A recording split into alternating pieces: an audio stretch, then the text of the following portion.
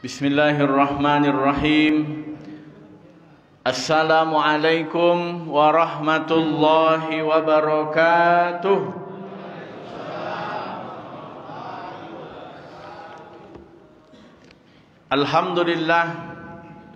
Alhamdulillahi rabbil alamin, wa bihi nasta'inu ala umurid dunya waddin. Wassalatu wassalamu ala sayyidina Muhammadin wa ala alihi wa ashabihi ajma'in. Subhanaka la ilma lana illa ma 'allamtana innaka antal alimul hakim. Rabbi shrah li sadri wa yassir li amri wahlul 'uqdatam min lisani yafqahu qawli. Qala Allah ta'ala fil Qur'anil Karim. A'udzu billahi minasy syaithanir rajim. Bismillahirrahmanirrahim. Man kana yuridul hayatad dunya wa zinataha nuwaffi ilaihim a'malahum fiha wa hum fiha la yubkhasun. Ulaika laysa lahum fil akhirati illa an-nar wa habita ma sana'u fiha wa batilum ma kanu ya'malun. Shadaqallahul azim. Segenap pengurus Masjid Al-Muhajirin yang berhadir, yang sama-sama kita hormati, alim ulama, cerdik pandai, tokoh masyarakat, Bapak Imam, hadirinul hadirat, kaum bapak, kaum ibu, yang insyaallah kita semua orang-orang yang dimuliakan oleh Allah Subhanahu wa taala. Dimuliakannya kita malam ini oleh Allah karena Allah masih memberikan kita kesempatan untuk beramal ibadah. Apa amal ibadah yang kita lakukan malam ini? Salat maghrib secara berjamaah. Man salatul jamaah, salat berjamaah, tafdulu min salatil fadzi bisab'in wa ishrina darajah. Salat berjamaah lebih utama daripada salat sendiri seumpama 27 derajat. Mudah-mudahan kita istiqomah dengan amal ini. Amin ya rabbal alamin. Allah masih beri kita kesempatan untuk hidup. Kenapa Allah masih izinkan kita hidup? Karena Allah masih menginginkan kita beramal. Kenapa Allah masih menginginkan kita beramal? Karena menurut Allah dosa kita masih banyak, sementara amal baru seketek. Dosa banyak, amal seketek. Air laut, dia sudah minta izin kepada Allah. Ya Allah, aku mau tenggelamkan bumi ini. Tunggu dulu. Malaikat sudah mengintai kita 70 kali sehari semalam. Diintainya, dicigoknya, dicengok-tengok. Ekor dicabut, lah geramnya menengok. Kata Allah, jangan dulu wahai malaikat. Mana tahu dia mau solat isya nanti berjamaah. Mana tahu nanti dia mau subuh berjamaah. Mana tahu nanti dia mau tahajud bersama istrinya, bersama keluarganya. Maka kita gunakan sisa-sisa umur yang Allah berikan kepada kita untuk beramal ibadah. Kenapa saya katakan sisa-sisa umur? Karena yang hadir maghrib ini, orang yang sisa umur yang telah dia habiskan lebih banyak dari yang sisa. Bapak yang sudah berumur 62 tahun, kalau mencontoh Nabi Muhammad, yang sudah 62 tahun 11 bulan 29 hari. Allah karim. Maka kita manfaatkan umur ini sisa-sisa untuk beramal ibadah, insyaallah. Berselawat kita kepada Nabi Muhammad sallallahu alaihi wasallam. Allahumma shalli ala Muhammad wa ala ali Muhammad. Mudah-mudahan kita termasuk umat Muhammad yang akan mendapatkan syafaat dari beliau di yaumil mahsyar kelak. Amin ya rabbal alamin. Malam ini kita akan membahas tentang ciri-ciri orang yang terkonfirmasi cinta dunia. Terkonfirmasi. Rasa tak asing kata itu di telinga kita. Awal Februari di Jakarta terkonfirmasi satu orang warga Depok positif COVID-19. Habis itu di TV muncul apa-apa tua, nanti dibacanya lah hari ini terkonfirmasi COVID-19 sekian orang. Sudah tuh nak mau nonton TV dia. Sampai gini. Kenapa? Bahasa terkonfirmasi. Tapi kita tidak akan membahas konfirmasi COVID-19. Siapa di antara kita yang sudah positif cinta dunia? Sebelum kita membahas siapa saja, kita harus sepakat pada 3 hal dulu. Yang pertama, setiap kajian ustadz, setiap kajian buya, setiap kajian penceramah di masjid kita ini atau dimanapun, di sini ustadznya hebat-hebat. Ada Zul Ikrami, ada Ustadz Helmi Basri, hebat-hebat di sini pokoknya. Ada Dr. Fahri yang saya tahu. Jadikan kajian ustadz itu sebagai kaca cermin. Apa guna kaca cermin? Handphone wa ada cermin. Kamar mandi ada cermin. Di kamar ibu ada cermin. Apa gunanya? Menengok jilbab lah rapi belum? Bodak lah rato belum? Apa artinya? Setiap kajian ustadz itu jadikan menengok diri. Ada ndak awak terkonfirmasi cinta dunia itu? Jangan jadikan kajian ustadz itu sebagai kaca spion. Apa guna kaca spion? Menengok orang. Bapak bawa mobil, bawa motor, tengok kiri, tengok kanan. Asyik menengok kiri kanan, telantak di muka. Boleh tengok kaca spion, boleh sesekali. Nak belok, tengok. Atau sedang laju, tengok kiri kanan, mana tahu bekok apa. Boleh menengok kaca spion, tapi sekedar atau hanya untuk was-was saja. Jadikan kajian ustadz itu siapapun dia sebagai kaca cermin untuk menengok diri. Jangan jadikan sebagai kaca spion untuk menengok orang. Si anu tu gitu, si anu tu gitu. Kalau awak menunjuk, ciek ke orang, ompek ke awak.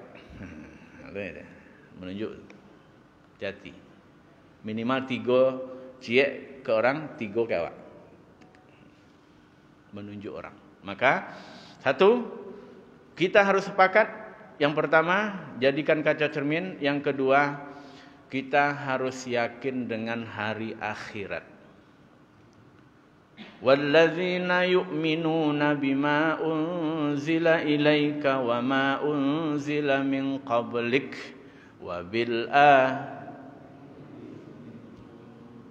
Kita baca itu terus tapi kita tidak yakin. Maka mau kajian malam ini harus yakin. Hari ini kita cerita tentang akhirat, nanti kiamat, habis itu kita dibangkitkan dari kubur, habis itu nanti ada mizan, nanti ada macam-macam. Itu cerita dalam Al-Quran tentang akhirat. Sekarang akhirat itu cerita. Dunia nyata, masjid cantik ini nyata. Tapi ingat, ketika kita mati nanti, barulah kita sadar, ternyata dunia ini hanya cerita, akhirat nyata.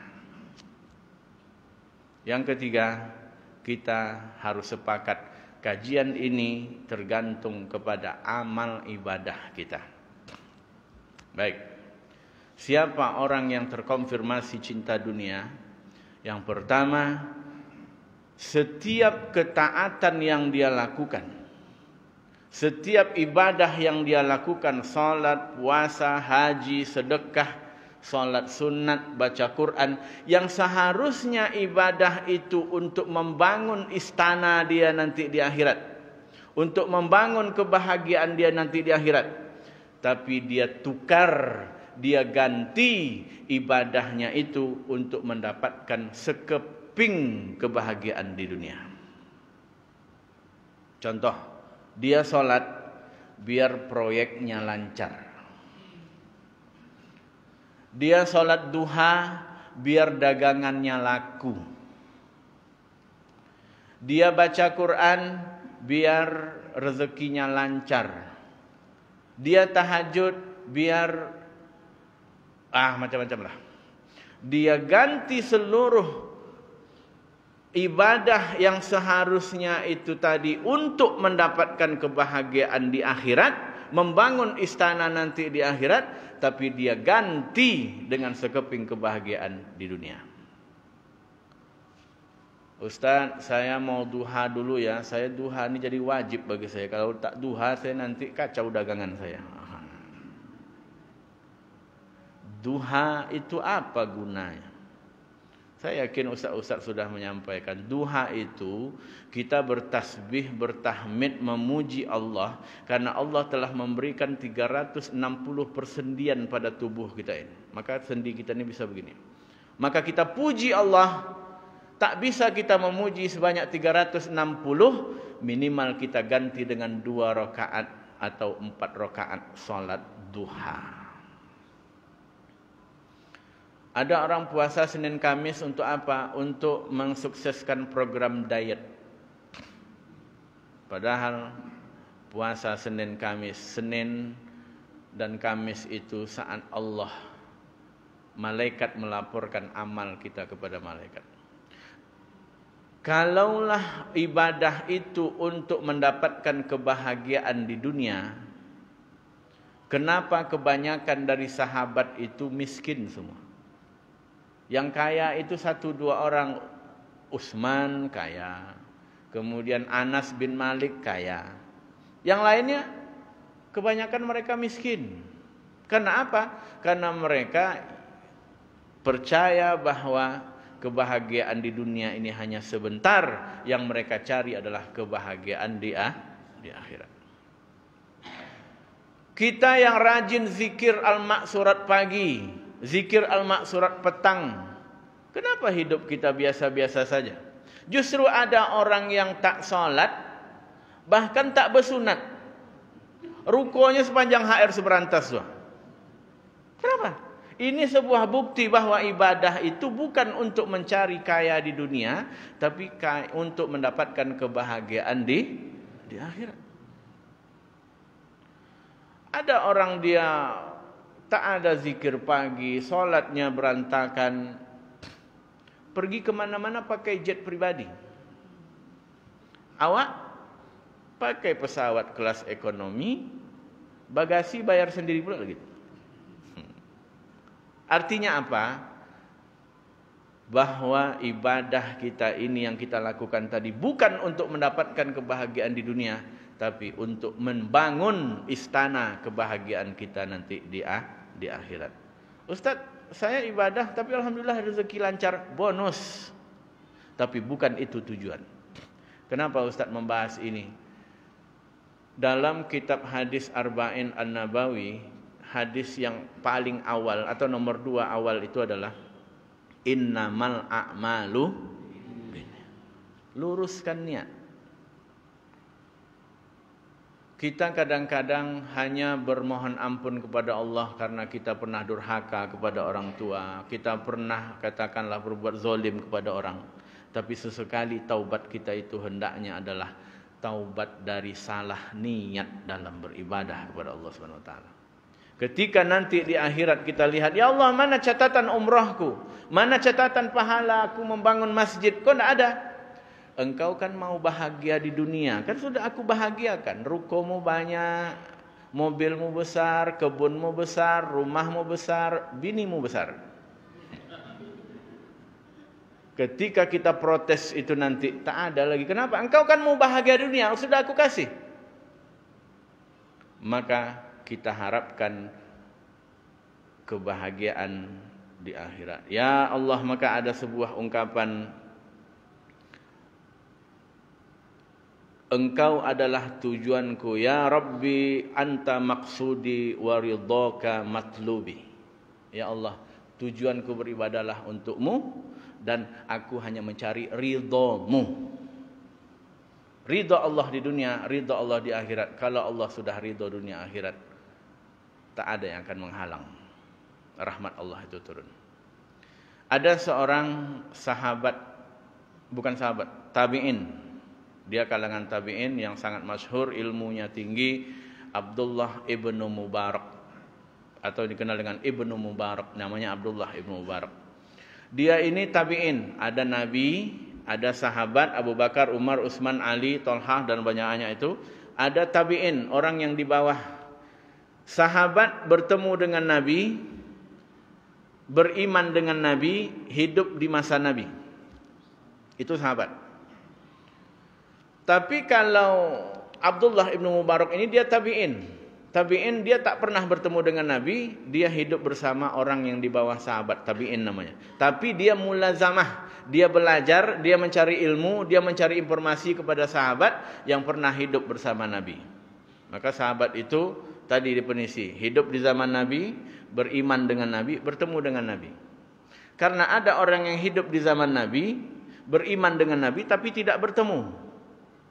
Uwais Al-Qarni, Bapak Ibu pernah dengar ceritanya. Hidup di zaman Nabi, bertemu dengan Nabi, tidak beriman dengan Nabi. Siapa? Abu Jahal, Abu Janda, salah. Abu Lahab, Abu Sufyan dan lain sebagainya. Ya, Abu Janda itu kan Abu Lahab dulu.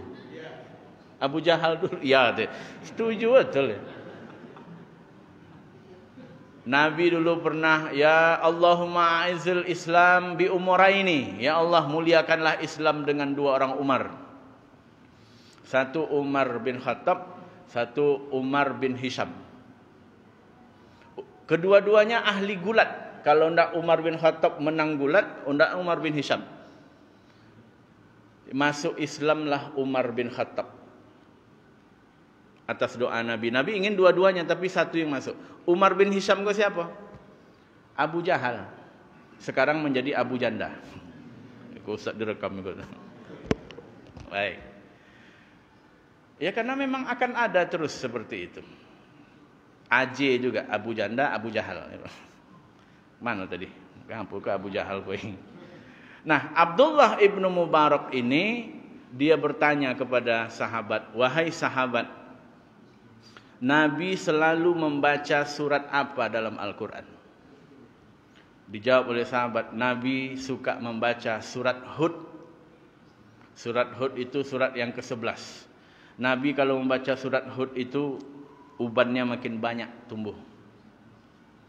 Mengangguk Abdullah bin Mubarak. Lalu yang kedua bertanya lagi Abdullah bin Mubarak, kalau kalian solat wahai sahabat bersama Nabi, atau kalian solat, surat apa yang kalian baca sehingga membuat kalian menangis kalau ayat itu dibacakan?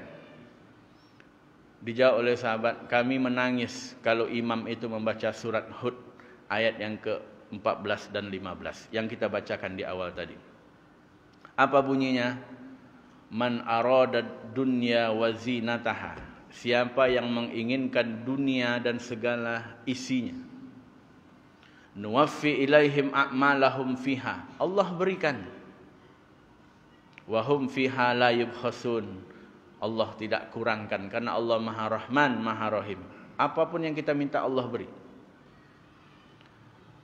Tapi ingat ayat yang selanjutnya, ulaika laisa lahum fil akhirati illan nar. Mereka itu nanti di akhirat tak lain tak bukan untuk mereka kecuali api neraka. Wa habita ma sana'u. Gugur apa yang mereka usahakan selama ini. Wa batilum ma kanu ya'malun. Batal amalan yang mereka lakukan selama ini. Akibat apa? Salah niat tadi. Karena dia beribadah untuk mendapatkan dunia. Allah kasih. Tapi ketika dituntut di akhirat, ya Allah, mana pahala hajiku, mana pahala umrahku? Engkau kan mau dipanggil Pak Haji. Engkau kan mau di macam-macam. Maka kita rubah niat kita. Sebagaimana doa kita selalu baca, Rabbana atina fid dunya wa fil akhirati. Kita di akhirat kita jarang minta baik. Karena kita hanya minta baik di dunia. Karena apa tadi? Yang kedua, keyakinan kita tentang akhirat itu kurang. Maka sepakat kita yang tiga tadi. Kaca cermin, yakin dengan hari akhirat. Yang ketiga, tergantung amal ibadah. Kemudian Abdurrahman bin Auf, dia ni sahabat yang dijamin masuk surga. Ketika dia memakan kurma dia makan enak, menangis dia memakan kurma itu. Ditanya oleh sahabat, ma yubkika, kenapa engkau menangis makan kurma itu? Lalu dijawab oleh sahabat, oleh Abdurrahman bin Auf tadi, kurma yang aku makan ini lebih enak dari kurma yang pernah dimakan oleh Nabi. Kenapa begitu ceritanya? Karena dulu Nabi itu tak bisa masuk kota Mekah. Nabi dari Madinah mau pergi umrah, mau pergi haji, diblokade oleh orang kafir Mekah, tak boleh masuk. maka terjadi perjanjian Hudaybiyah.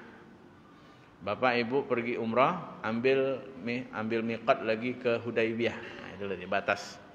Maka ketika mereka orang kafir Quraisy merusak perjanjian itu, maka itulah menjadi cikal bakal Fathul Mekah. Nabi serang Mekah, Nabi kuasai Mekah, Islam berjaya saat itu, orang kafir kabur, maka saat itu mulai makanan enak. Maka kata Abdurrahman bin Auf, kurma ini lebih enak dari yang pernah dimakan oleh Nabi. Apa maknanya? Abdurrahman bin Auf makan enak. Dia bayangkan, aku khawatir enaknya aku makan kurma ini adalah balasan terhadap amalku selama ini, atas tahajudku, atas duhaku, atas sedekahku, enak aku makan, sehingga aku nanti tak mendapatkan balasan apa-apa lagi di akhirat. Pernah tak kita makan enak di Tompek Berolek pakai gulai kambing? Enak makan.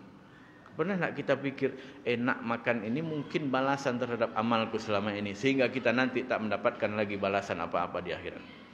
Begitu sensitifnya perasaan sahabat ini ketika mendapatkan makan enak. Kalau awak,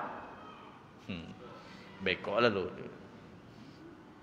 Nah, Bapak Ibu hadirin yang Allah muliakan, maka saya mengajak diri saya pribadi, juga kita semua, mari kita luruskan niat dalam beribadah. Untuk apa? Untuk menciptakan, membangun istana kebahagiaan di akhirat.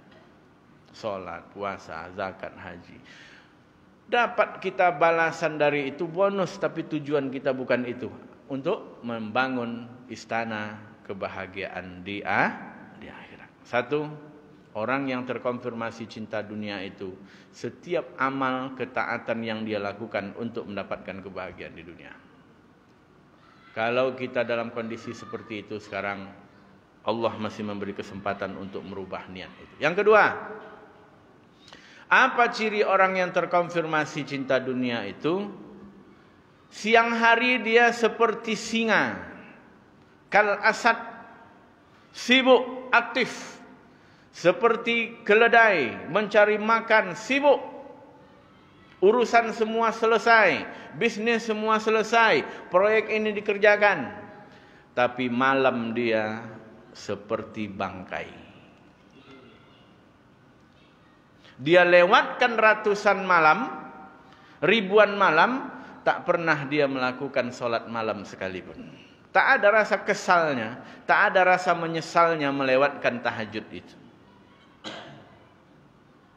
Kenapa? Karena siang sudah capek. Karena apa? Siang sudah kenyang.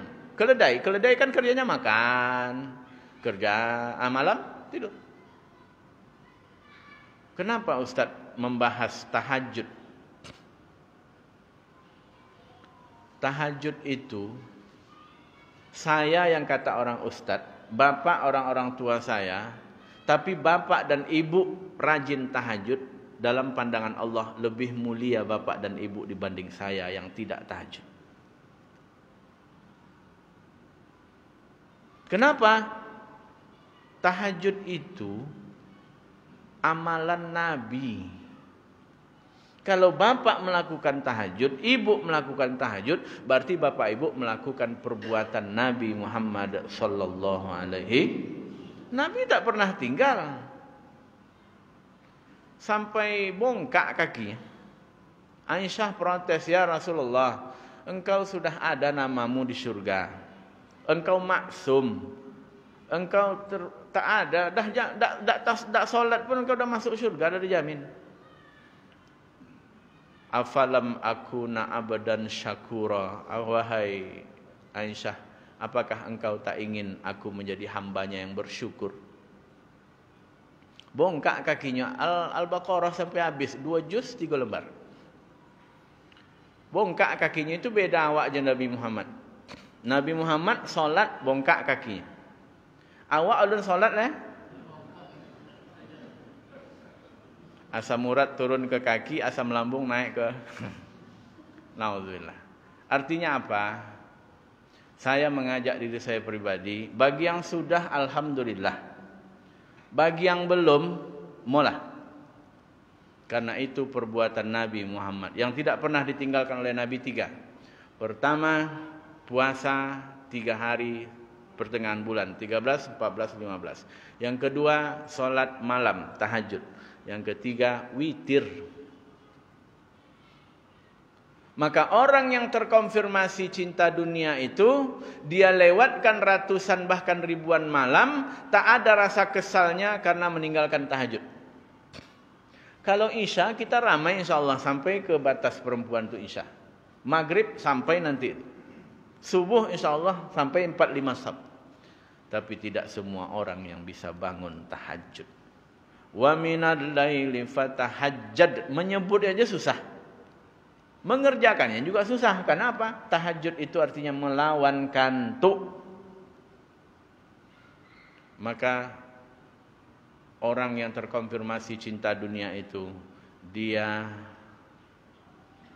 tinggalkan ratusan malam, bahkan ribuan malam tak pernah tahajud. Lalu bagaimana caranya Pak Ustaz? Setel alarm di handphone jam 4 bangun. Habis jam 4 bangun, mandi. Jangan tak mandi. Kalau tak mandi, Allahu Akbar. Tapi kalau mandi, badan segar, ngantuk hilang. Katanya nanti rematik Ustaz. Yang rematik itu mandi habis maghrib sampai jam 2 malam. Lewat jam 2 malam itu mandi sehat. Mandi terapi sehat. Cobalah. Mandi jam 3, jam 4. Habis itu wuduk, solat sunat wuduk. Dah pernah ibu kaji itu, bapak kaji. Habis solat sunat wuduk, solat sunat taubat.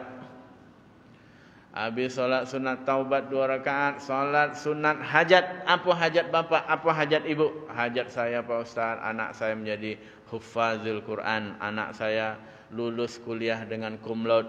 Saya ingin, silahkan hajat bapak ibu, sampaikan dalam solat itu.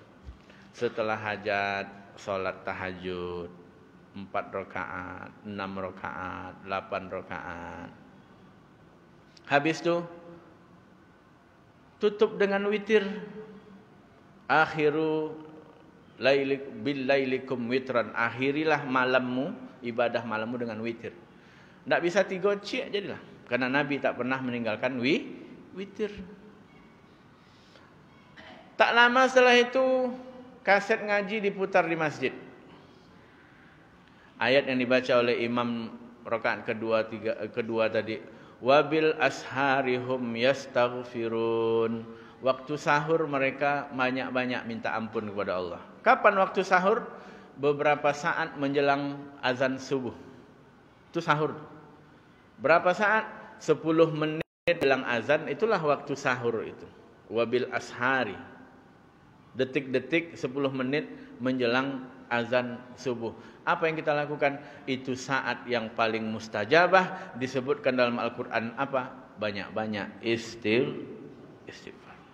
Jangan tidur lagi. Kalau tidur jam 7 kok jago. Datang ke masjid subuh berjamaah. Jago jam 4. Awalnya memang berat.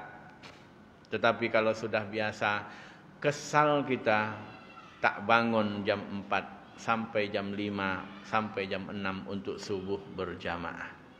Maka kita hilangkan. Kita memang aktif sibuk di kantor, kerja mencari nafkah. Tapi kalau tak bisa bangun jam 4, bangun jam setengah 5 sebelum azan. Kita kejarkan, enggak 2 rakaat, 4 rakaat. Apa yang bisa kita kejarkan untuk beribadah kepada Allah malam itu.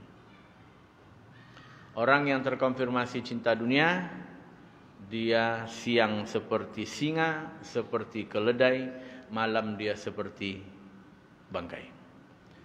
Seperti apa bangkai itu Ustaz? Saya ingat dulu ada cerita di sebuah keluarga. Seorang istri menengok suaminya lolok, tak bergerak itu. Apa katanya? Ayah kalian nih, kalau diangkat dia sekarang dipindahkan kalian harus berantas, tak sadar itu. Apa artinya? Dalam tidurnya. Maka istri bangunkan suami, suami bangunkan istri untuk tahajud malam. Insya ragu. Bagi yang sudah, alhamdulillah makin istiqomah. Bagi yang belum, agar kita tidak terkonfirmasi orang cinta dunia, ayo kita tahajud. Amalan ulama tahajud. Ulama tahajud. Saya tak perlu sebut orang. Saya sekamar dengan dia, saya pergi dengan dia. Awak terlolak, nampak terdengar ngapul. Oh rupanya tahajud. Jagolah awak tahajud. Artinya apa? Ulama itu tahajud. Orang-orang soleh dia tahajud. Maka kalau bapak ibu melakukan itu, 3 amalan orang-orang terpilih ini ibu lakukan. Nabi, ulama, orang-orang soleh. Masya Allah. Semua kita zuhur, asar, semua kita maghrib, isya, subuh. Tapi tidak semua kita yang tahajud. Maka tinggikanlah derajat kita di sisi Allah. Asa ayyab'atsaka rabbuka maqaman mahmuda. Mau naik derajat kita di sisi Allah, tahajud. Biarlah di sisi manusia kita biasa, hanya staf biasa, hanya orang biasa, tapi di pandangan Allah kita adalah orang yang mulia. Yang ketiga, orang yang terkonfirmasi cinta dunia itu, kata Nabi, adalah orang yang dalam mencari harta itu dia membabi buta. TST, terletak santuang tari. Ini punya orang, hak orang diambil. Ini punya, pokoknya diambil, diambat. Seorang suami membawa uang yang haram ke rumah. Wahai istriku, ini rezeki. Dikatanya rezeki.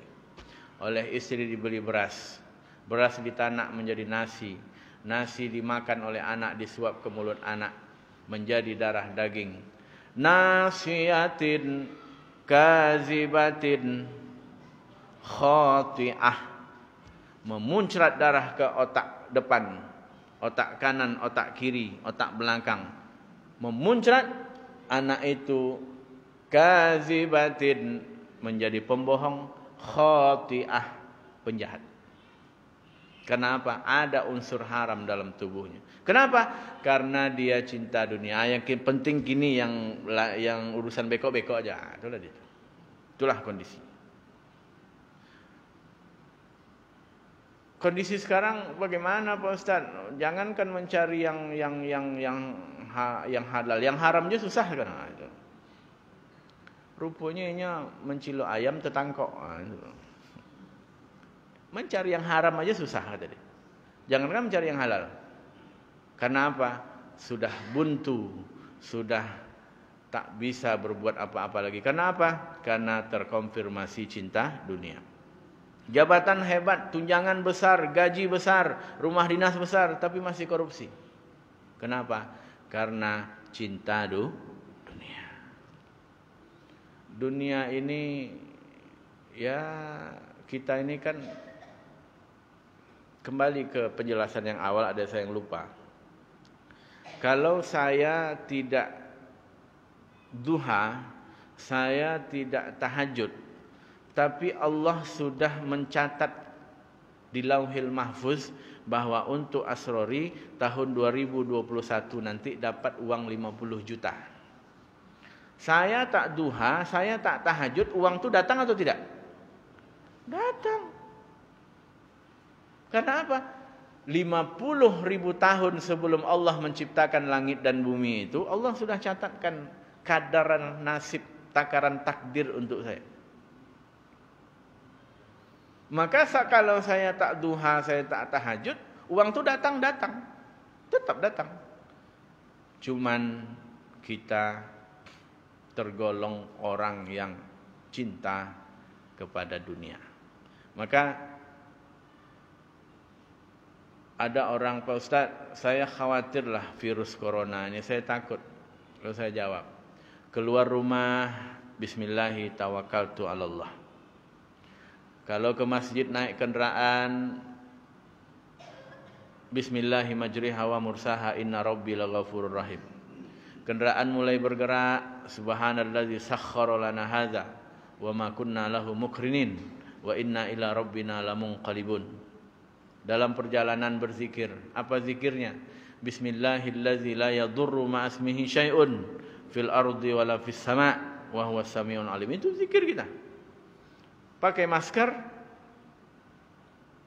masjid bersih, cuci tangan, insyaallah. Kena juga kita oleh virus itu, qadarullah. Takdir Allah. Karena kita sudah ditetapkan oleh Allah 50.000 tahun sebelum Allah menciptakan langit dan bumi, Allah sudah tentukan takdir untuk kita. Tapi jangan tak pakai masker, tak ikuti aturan protokol kesehatan, tetap. Tapi kena juga qadarullah. Itu yang qadarullah. Kita ada berusaha, qadarullah juga terjadi juga, itu qadarullah. Maka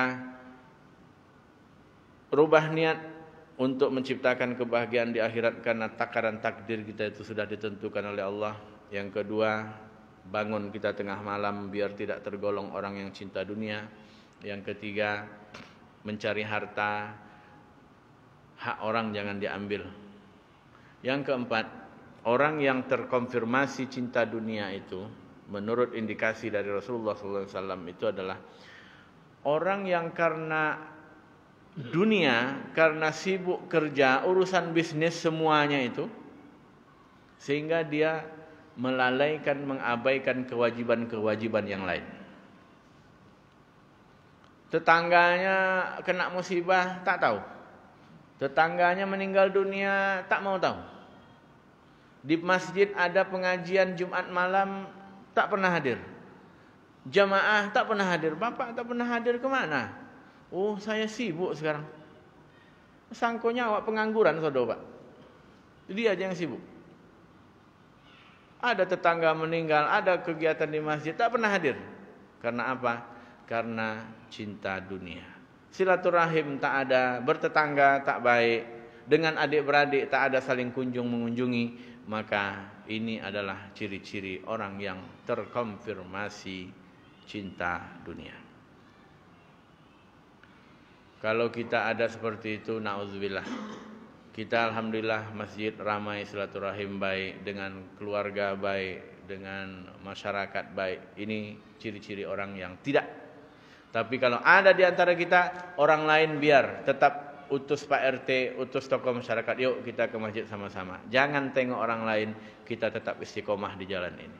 Kita doakan orang yang belum untuk dia datang bersama-sama kita meramaikan masjid. Yang kelima, orang yang terkonfirmasi cinta dunia itu salatnya berantakan. Apa maksud salat berantakan? Maghrib ladoke isya. Isya dalam keadaan ngantuk. Subuh lah jam 6.30. Apa lagi? Zuhur lah hampir lo asar. Asar lah macam-macam. Pokoknya karena sibuk di dunia tak bisa meninggalkan pekerjaan, maka dia menjadi berantakan. Salat hanya sekedar untuk penggugur kewajiban. Kalau datang telepon atasan, oh capek, sedang bawa mobil berhenti, saya pinggirkan dulu Pak, ya Pak. Tapi ketika datang panggilan Allah, zuhur kan panjang, asar kan panjang. Ingat, kalau kita ada seperti itu, kita orang yang terkonfirmasi cinta dunia, kita obati dengan cara apa? Usahakan bisa menghadiri salat berjamaah ke masjid. Apapun pekerjaan, apapun kesibukan, kita tinggalkan sebentar untuk melaksanakan salat berjamaah. Nah, Bapak Ibu hadirin yang Allah muliakan, ada sebuah cerita di penutup 42, tak sempat. Nanti tergantung nanti. Ada orang yang mati, cerita nyata, bisa mengucapkan kalimat la ilaha illallah. Itu cita-cita kita semua. Ini cerita nyata seorang dokter, dia bukan dokter, ustadz, kerja di rumah sakit, dia adakan penelitian. Di antara 1.000 orang yang meninggal, hanya 7% saja yang bisa mengucapkan la ilaha illallah. 7% dari 1000 berarti 70. Apa amal yang dilakukan oleh almarhum ini ketika hidup? Kata Ustadz itu bertanya kepada ahli waris. Ayah kami ini Pak Ustadz, kalaulah jam 1:30 boleh itu, dia tinggalkan semua pekerjaannya, dia pulang, dia mandi, dia ganti pakaian, dia datang ke masjid. Emak kami ini Pak Ustadz, kalau udah jam 11:30 dia datang ke masjid, hadir untuk sholat berjamaah. Makanya ketika mati dia bisa mengucapkan la ilaha.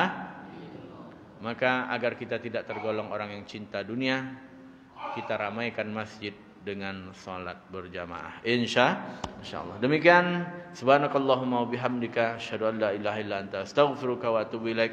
Mudah-mudahan bermanfaat. Wassalamualaikum warahmatullahi wabarakatuh.